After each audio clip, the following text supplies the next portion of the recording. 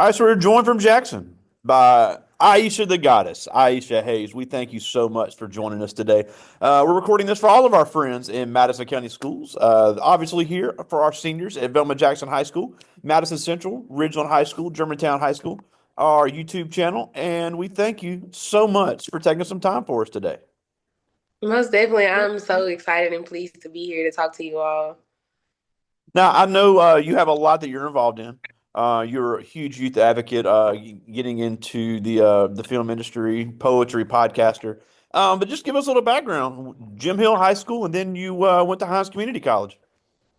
Yeah, and to honestly even go a little further back, so I started at Northwest Middle School. Of course, I was in the IB program, wasn't supposed to be there. I actually applied to go to APEC. So that's a funny story. At that time, if a lot of people know, APEC was a school that everybody was trying to go to. It was always getting full. And so I remember they gave me a proposal. They said, well, you can either go to Jimmy, they said you can go to Northwest and be an IB, or you can just, go to your regular school. And I'm just like, what decision do I make? Because I'm like, I don't even deserve to be an IB. But I had decided to go ahead and take that opportunity because I'm like, hey, I get to still be in an academic program.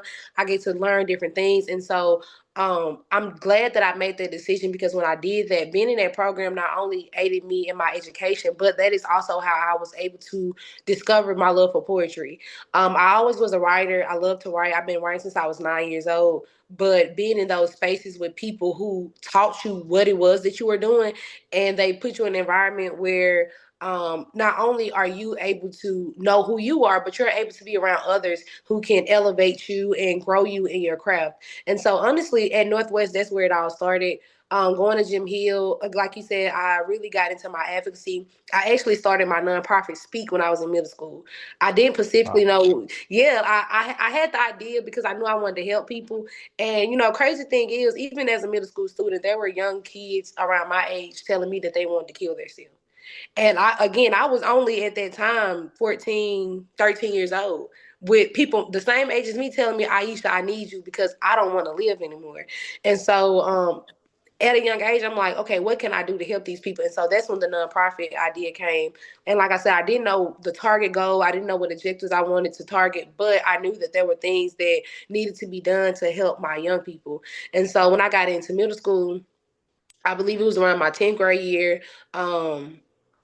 I was very close to at the time our Miss Jim Hill, and I remember she had like a engagement activity, well, engagement event for girls, and I would never forget talking to her because she also told me she had started a nonprofit. And I was asking, all these questions. I'm like, well, what can I do for my nonprofit to grow it? And she was like, you just got to figure out what it is that you really want to do. And I never will forget. And I told myself, you know what? I know I want to target mental health because I know that young people around me, they're suffering mentally. And so after that, I knew specifically the goals I wanted to target. And I say that small story just to say sometimes we have the ideas, but we need, again, people around us to aid us in where we're really trying to go.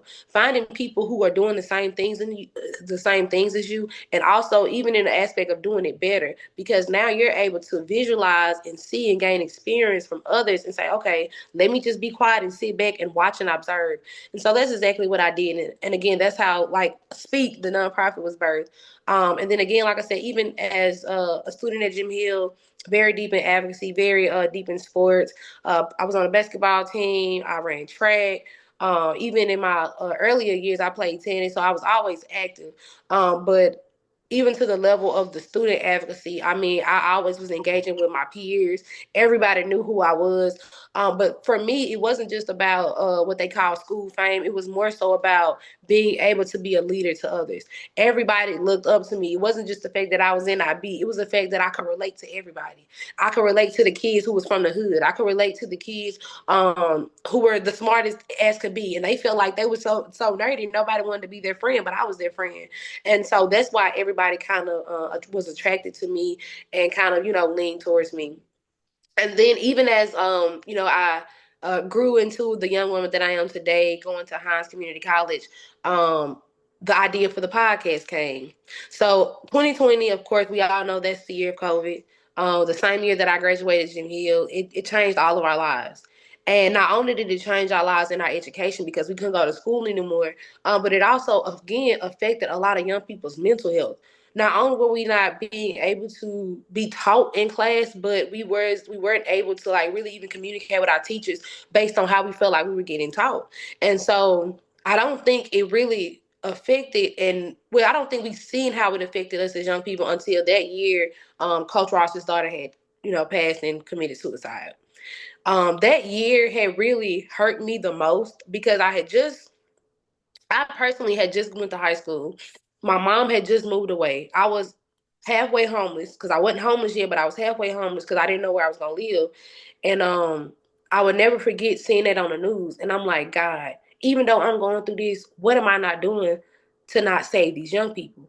And so I'm like, in my mind, I started a nonprofit, but that's not enough. And that's when I birthed the podcast. And the whole mission of my podcast was to start the conversation up for young people to feel like they have a voice. We always talk about, oh, we got these organizations for young people, but there are so many young people who feel like that's not for them. And so why aren't we creating something that everybody can feel included, whether you have a business, whether you're just a random person on the streets, whether you're just a kid who doesn't do anything, but you feel like you still have feelings and you do and your feelings are valid. And so Iesha Speaks Real podcast, which, like I said, was a platform I created for people to come on there, vent, talk about real world issues. And even now in my podcast, we don't just talk about international issues or things that affect us on a national level, but we also talk about issues on a local level. We advocate about, police brutality. We advocate about, like I said, mental health issues. We advocate about youth justice, and youth rights as well. And so that platform not only gives young people a voice, but it educates them. So they're having fun, but they're also learning at the same time. And then so those are just like a couple things that I've started off doing as I was, learning and growing in my education years. But even now, I have multiple businesses. I have a film company. I've been getting deep into my acting. I just started modeling. I also have a piloting consulting business. And so I started a consulting business because I knew, again, I love to help people, but I wanted to help people in their careers. I started a consulting business to coach and educate and train people in marketing and also help them grow their businesses and also growing themselves because a lot of times, again, we have all these ideas, but we don't know how to place them. And again, we need that coaching and that consulting work done to help us figure out the path that we want to go on. And so that's when I, came up with this idea to like, hey, let's start a consulting business.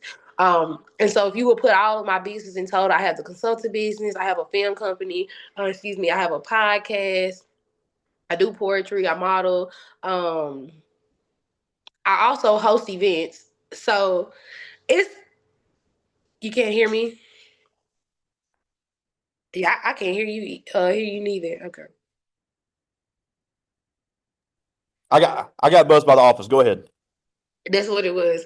But yeah, I was just saying that if we could just put all my businesses in line. I have the podcast company, the consulting business, the film company, and then my nonprofit. And then like I said, I also do poetry, I model, I host events, I'm a script writer, I act. Um I just also started doing music as well. So I'm diving back into that, for me, it's kind of like still poetry. So for me, I call it poetry rap. But it's also a way to connect to my audience in different ways, besides just doing the poetry and acting and the writing. But I do so much too because I want young people to know that you don't have to be limited to just media, and you don't also have to be limited to just advocacy or teaching or educating. You can literally do it all. And I just turned 23. Thank you, Lord, for letting me see another year. And I'm doing so much. And even in my position, I work at a nonprofit called TL Mississippi. Even in my job, my young people always tell me, Miss Iesha, you're doing so much, and we're so proud of you. And they always tell me, I want to be just like you. And I'm like, I'm just now getting started, but it shows me that I'm doing the right thing.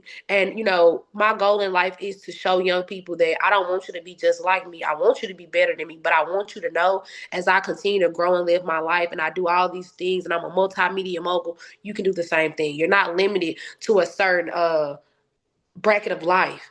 if you're doing advocacy work, that doesn't mean you can't be in media. If you're doing media, that doesn't mean you can't be an advocate. We do advocacy work every day. And I think the beautiful thing that I do in my life is show that people can advocate through media. Everything doesn't always have to be negative, especially as it relates to music, your diction, your way of life. We can live life positively and still have fun and still be entertaining. I think a lot of times we see so much negativity into our lives that it's like it's becoming a coping mechanism, especially when we're going through things, because it's something we see so much.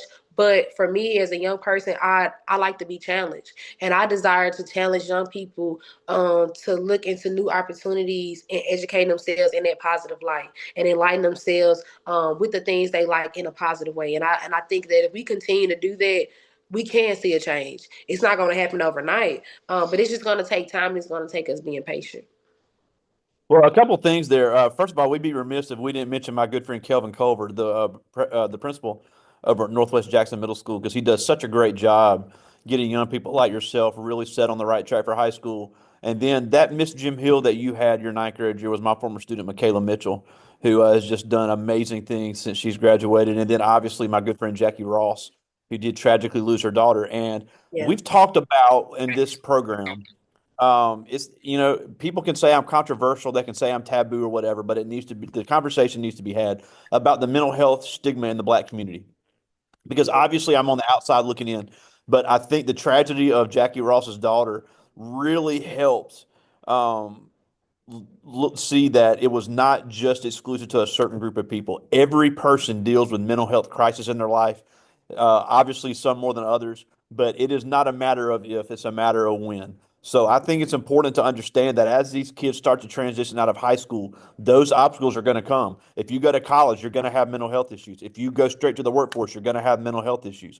But there are so many resources now every college campus in Mississippi, every community college campus. A good friend of mine is also a mental health therapist there at the Hines Raymond campus. There are free mental health resources on all these college campuses. Employers are providing it. So it is not something to be embarrassed about. It doesn't mean you're crazy. It doesn't mean that you're in danger, but it's just about coping with things that are previously unprecedented. Our parents didn't have COVID. Our parents didn't have social media. So just because you've never been exposed to it or somebody else hasn't, doesn't mean that you're an outcast by any stretch. I 100% agree, Greg. And I think that especially as our parents, um, like you said, we have to break that barrier of not going to get help because it makes us look crazy. And I think too, like sometimes when you don't have your parents backing you up, because like you said, they didn't experience the things they were experiencing. They didn't have social media. We have so much access to everything. Everything is put out there. Our social lives, what we do, what we eat, how we smell, like it's everything is out there. We have no privacy. And so when we have these breakdowns and we have these emotional roller coasters, we're going straight to social media. We don't know who else to talk to, and we don't have support from our like the people who are honestly close to us to say, hey, what's going on? Because again, they're so blinded by us just using our phones, and oh, they're just always on their phones. Well, maybe it's because we're always on our phones because we're trying to exit out of a pain and a frustration that we're in. And maybe this is just a distraction for me, and I'm really using this as a coping mechanism, and I'm hoping that you see that. But again, I think that, and I always tell people this: there has to be a co-training and in some kind of way, uh, a conversation for both parties because you can't 100% blame the parents, but you also cannot 100% blame the child as well. Because again, they didn't have it, so they may not just even know how to respond. And because we have it, we can't be mad that they cannot understand because they never had that experience. They're still trying to understand all this technology and how to deal with it themselves. So I honestly believe, especially as it just relates on the mental health aspect, we really have to dive deep into the whole concept of mental health, understand what our young kids are seeing on these social media apps, and understand the algorithm. Because at the end of the day, whether we want to tell the truth about it or not, it's all an algorithm.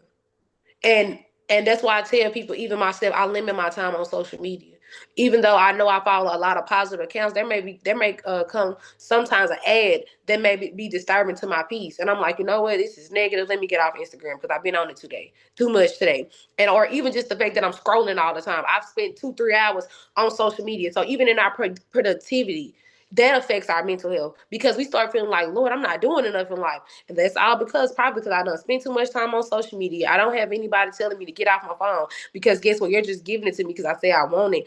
And again, that goes in line with, again, parents understanding a little bit more of social media, how it affects our mental health, and also just a lot of the other different challenges we face because of the economic change in the world. I mean, it's just so many things that are affecting us as young people that our parents did not have to go through. And I think, like I said, there just has to be some kind of conversation with both parties, the child and the parent, the teacher and the student, so we both can understand each other. And I feel like once that happens, then it's like, okay, I get what you're saying. I understand. You're not wrong. And then even with the child or the student, it's like, okay, I understand you didn't have access to that, so I can't even be mad at you. And so now we can come together to figure out a solution.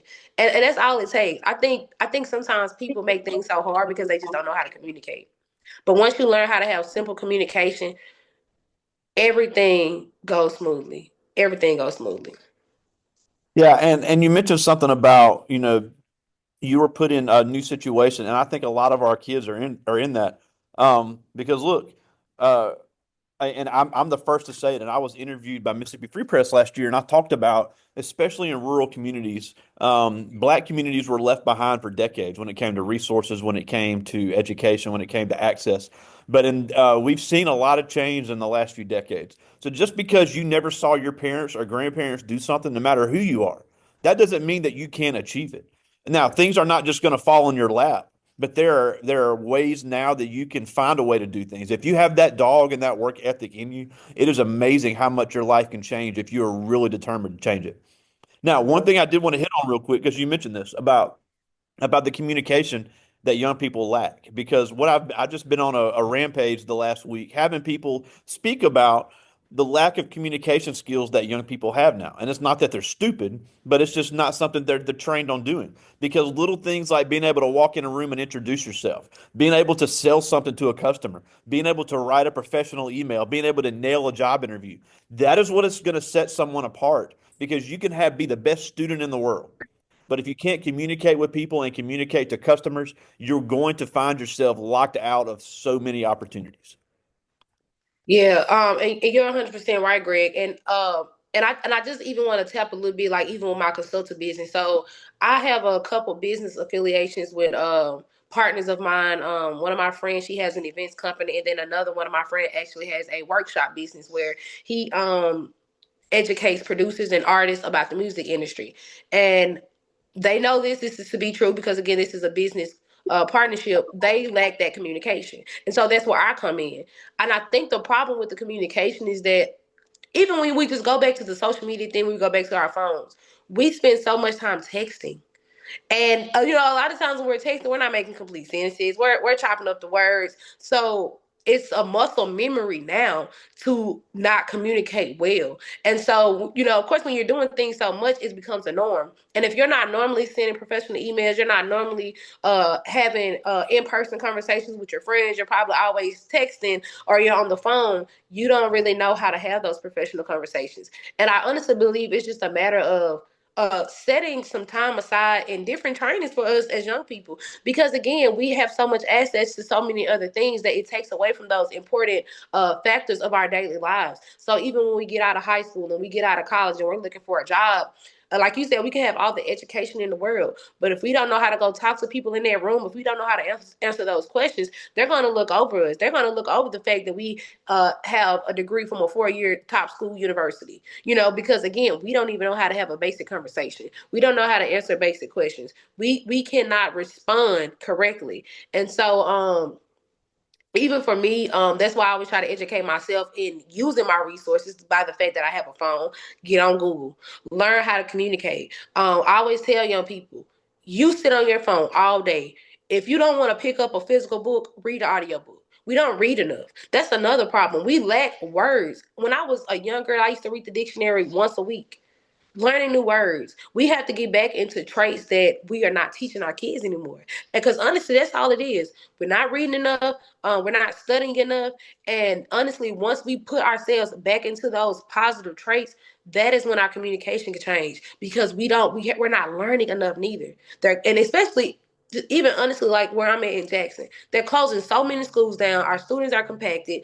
It's stressing the teachers out because they can't teach a full classroom like that, honestly, and expect every student to understand what's going on in the classroom because you have over 30 different personalities in there and 30 different learning styles. So some people may be able to listen to you and understand, but some people may need you to be a little bit more hands-on. Some people may be audio learners, but you can't teach 30 different students four different learning styles because you have 30 different students that you only have to teach in an hour.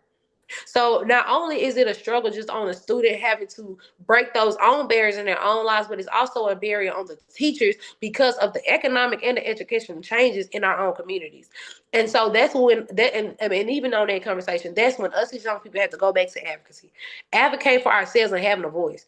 If we don't say anything to our superintendents, to our legislation about the difficulties that we're having in our education system, they're going to keep closing down schools. They're going to keep not creating community centers for us because that is a whole point and perspective of them saying, oh, we're going to close down these schools to build more community centers for young people so they can have something to do.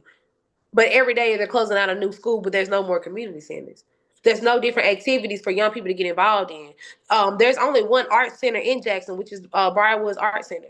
Why? And this is a black man business that he started. This isn't nothing that the legislation put in place to have. This is nothing that the city thought that would be perfect. This is something that a man himself woke up one day and said, I want to make a change in Jackson. So us as young people, we really have to start learning how to advocate for ourselves. And that's why I make it my responsibility, not just to get out here and say what we have to do, but make sure that I'm educating my young people on that. So I don't just go out to talk to young kids who already are advocating. They know what to do. Get out into these communities where these young people don't know anything about advocacy. And they do have an opinion and they do feel some type of way about their education system, but they just don't know how to advocate for themselves, or they may not even know what advocacy is. Educate them in these things, begin the training. And again, I think what we have to understand is it's not going to be overnight. The community, teaching them how to communicate is not going to be overnight. But even with my sister, I talk to her every day. I tell her to start small. Read one page a day. If you don't even read the full page, I mean, if you don't read a page a day, at least read one chapter a week or at least a couple pages. But start training your mind to create a muscle memory of wanting to read every day. Just like you want to watch TV every day and get on your phone, you've created that muscle memory. There was a point in time that you never had a phone, so you would get on your phone for a few seconds and throw it out, go outside. But then you started to get used to picking that phone up every day, so it became a norm. If us as young people teach each other how to do things that isn't normal, or that isn't in the social society of being cool, and we make these things that used to be cool, that is how we break those. Yeah, and I'm with you because you have people all the time say, "Well, we need this XYZ." Well, somebody's got to take the lead and be the person that changes that. Because look, you're never going to hear a more vocal person on me. And I know all these people are meaning well and they have good in their heart, but we have so many sports programs, and that's great. You know, a lot of kids are into sports, but every kid is not into sports. So finding other avenues for people to get involved, I think, would be a great idea. And one of our young people could be the person that comes up with that. If you see a need, by all means, meet it. And again, that's not saying that these sports programs that keep popping up are bad, because I do think the leaders of those really do want to help, but it needs to be some sort of differentiation. Now, we're almost out of time, and we thank you so much for joining us. Just such a great message. But a couple of things before we go. Obviously, you're a great social media follower, so tell us where to find you online, where to find the podcast, and where they can get more information. Most definitely. And I do actually have a business number that you all can reach me by. So I'll say that first. If you would like to do any kind of work with me or any connecting, my business number is 601 769 9384. And my social media is Iesha the Goddess, and that is spelled Iesha the Goddess. You can also reach me on Facebook at Iesha Hayes. And my podcast YouTube channel, and it's also on audio. It's called Iesha Speaks Real. And again, my name is spelled Iesha. Speaks Real. All the words are separated. So yeah, you all definitely tap in. I mean, we've been taking a pause on the podcast, but we're soon to start up in a little while. Kind of like what you said, Mr. Greg. Life has been lifing, so I'm in the process of moving. But God is still good, and God has been working wonders in my life. So I'm very excited about that. Yeah, and you have some old episodes on there they go back and listen. While you catch up, they can catch up as well. But the last thing before we go is that you're so passionate about changing the narrative um, uh, of communication of our young people, of talking about the having the tough conversations in the Black community. As these kids get ready to navigate out of high school in just a few months, what is the main way they can overcome these obstacles that they are going to face, no matter what path they choose? Honestly, you all, the main thing that you can do to face these obstacles, know that you're gonna face obstacles. That's the one. Know that it's not gonna be easy. Like I said before, really quick, I was homeless at 18 and I was scared as hell. It just being very vocal. I didn't know what was gonna happen in my life, but I prayed and I knew that no matter what, I had to be great. Affirm things in your life, manifest greatness in your life. And lastly, use your resources. I tell my friends every day, I am your resource. I work at a nonprofit. And if you are in media, you are a photographer, let me give you a job. Stop being afraid to open your mouth and ask for help. A closed mouth does not get fed. So be aware of what's around you. Ask for help. Make affirmations. Speak positive things in your life, and never be afraid of taking a risk. The risk you don't take is the opportunity you lose.